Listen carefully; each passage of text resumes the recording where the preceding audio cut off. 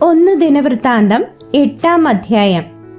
ബെന്യാമീൻ ആദ്യജാതനായ ബേലയെയും രണ്ടാമനായ അശ്ബേലിനെയും മൂന്നാമനായ അഹ്റയിനെയും നാലാമനായ നോഹിയെയും അഞ്ചാമനായ രഫായെയും ജനിപ്പിച്ചു. ബേലയുടെ പുത്രന്മാർ Addar, Khera, Abiud, അബീശുവ, Naaman, Ahoah, Khera, ഷെഫുഹാൻ, ഹൂരാം.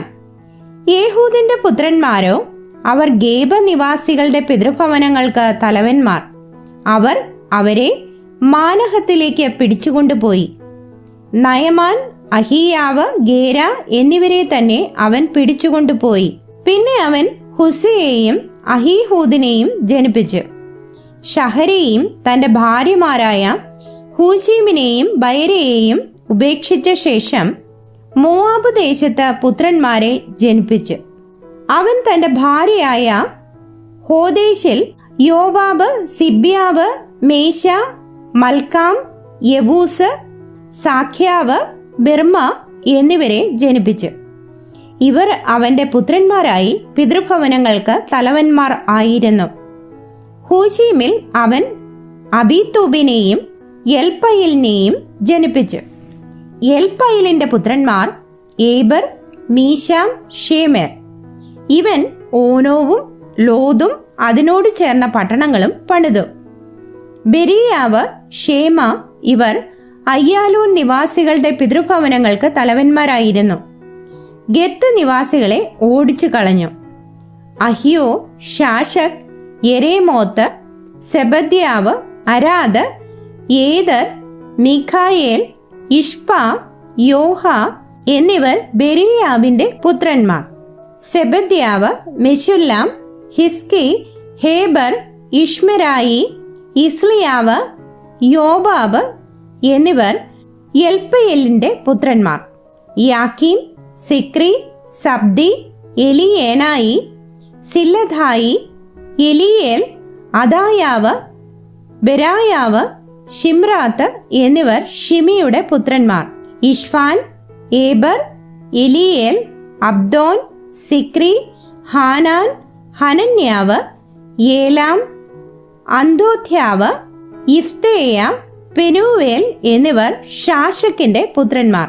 ശംശരായി, ഷഹര്യാവ്, അഥല്യാവ്, യാരശ്യാവ്, എലിയാവ്, സിക്രി എന്നിവർ യെരോഹാമിന്റെ പുത്രന്മാർ.